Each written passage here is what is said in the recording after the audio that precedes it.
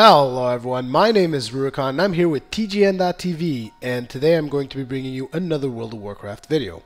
So there's been a couple of requests for more raiding videos, and since I've recently restarted raiding on my warrior, because I had been raiding with my paladin for the past couple of months, but recently I had the chance to go back on my warrior, which basically has been my main for like ever since I began playing World of Warcraft, so it was a big deal to me to be able to go back on my warrior. I thought I'd show you a couple of the raids that I've been doing on my warrior. These are still normal modes. I'm also working on heroic modes, and as I get those down, I will be bringing some new videos up with a couple of heroic modes and all that kinds of stuff. So yeah.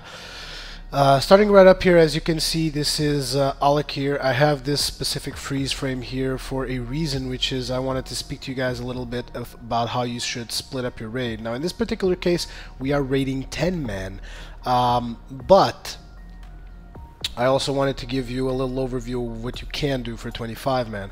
So the first phase is without a doubt probably the hardest phase in the Akir encounter. What you want to be doing is basically at the start of the phase, before you actually engage the boss, you want to split up your raid, and that's the reason why I wanted to get this wide shot in the screen, because it basically shows you a good way of how you can split up your raid. Now, as you can see, if you look at the floor patterns, there's these little things that almost look like the sword symbol from a deck of cards. Let's put it like that. I'm not actually sure if it is. Yeah, it's spades. It's the spades symbol in English. I'm sorry. So it looks like the spades symbol, and that's pretty much how you want to split up your raid. It's one of the easiest ways we've basically been using to split up our raid. Basically, you put let's say 3 to 4 of each of your raid on top of these spade symbols, and basically that's about the right distance that you need to be in order not to get several groups hit by the lightning, which is one of the abilities that he is going to make, and which you will have no control over dodging or whatever. So the only control you actually have over this lightning ability is proper spreading out of your raid. Now, obviously, if you spread out your raid, you're going to need to have your healers on critical locations. Like, for instance, on this particular raid, you have 2 healers, one on the group to the far left and one on the one on the tanking group, and then there's one more healer right to the right of the tanking group, that is basically covering both the far right group and his own group, and even helping out a little bit in the tank healing if necessary. So basically keep that in mind. But what this also means is that if there's a healer in a spade symbol, he can heal both the players in that spade symbol and the players on the spade symbol to the left and the spade symbol to the right. So just keep that in mind as you're dividing your raid or whatever. So one really important thing: divide your raid among these spade symbols in groups of 3 or 4 or maybe even 5, but 5 is kind of pushing it because there's going to be a lot of damage coming through there. And yeah, this is the way to deal with the lightning that the boss does. Now I'm going to get on to more specific tactics, so I'm going to start the video up. And as you can see, starting up the boss pull, nothing too fancy, just get onto it and start nuking the crap out of it. Now, the boss has several mechanics that you gotta watch out for. Like I said, the first phase is the hardest one. Now there, as you could see, that was the lightning. Then behind me right now is the blizzard. And what does the blizzard do? It doesn't really do all that much damage, but it slows you down. Lightning again. And one of the far more trickier abilities, which is these whirlwinds. These whirlwinds will always have a hole, and you just have to figure out where that hole is and basically move yourself towards it before the whirlwind gets to you. If you get caught up in these whirlwinds, pain in the ass. Another ability the boss does, I know, as if it wasn't enough. What? Blizzard, lightnings, whirlwinds, what else? An ability he does is Wind Burst. As you can see, it's coming out of cooldown right now, and I will tell you what it does. So basically, Wind Burst, the boss will cast it, and when he starts casting it, he will basically push you back and try to throw you off the platform. Now, as a warrior, I obviously have charge to make up for it. Charge, intercept, heroic leap, whatever. And basically you gotta factor all this in: the lightnings, the whirlwinds, and the wind bursts, and you gotta make the best of it. If there's a wind burst coming and there's a hole in the far end of the whirlwinds, What you want to do sometimes is actually let the wind burst hit you, and then it throws you back to the end of the whirlwinds, and then you get through the hole. But basically, get through the holes in the whirlwinds and try to be as close to the boss as possible when he does wind burst, so that you don't get wind bursted off the platform.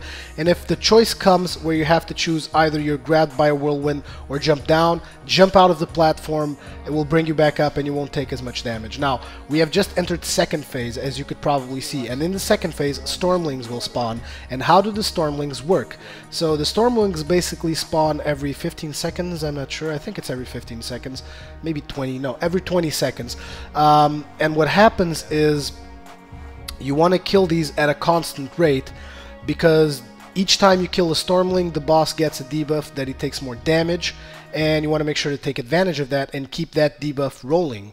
Obviously that debuff has a duration, which is why you need a specific timing to kill the adds. So here you see Rurikhan, who is tanking these adds.